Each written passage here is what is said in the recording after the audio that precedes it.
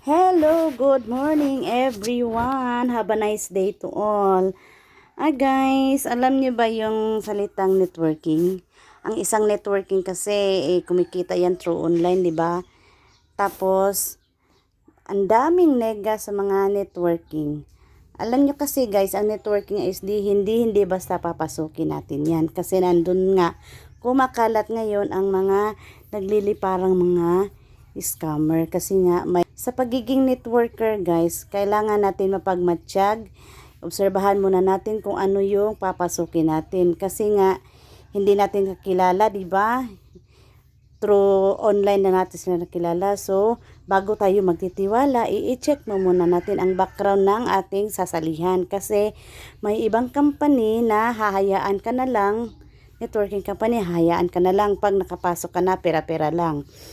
Hindi pwede yan guys. Kasi nga, may ano kasi yan.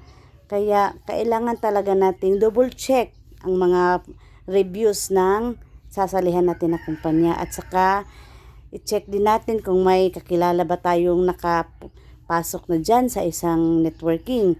Kasi, bigla-bigla ka na lang iwan dyan sa ere. Kasi nga, nakapasok ka na, di ba? Yan na nangyari sa akin. Ilang networking na ang nasalihan ko. Pero guys, take note. Ka talaga iiwan.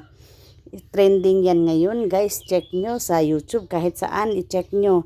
Ang daming sumasali dito sa company na to guys. Isa din siyang source of income or another source of income na pagkakitaan natin. Kung gusto nyong maging isang successful na networker, mag-research talaga kayo guys, no? Para hindi masayang yung natin dito, isasali sa bilang isang networker. Kasi nga, social media na talaga ang nadadala ng mga ngayon.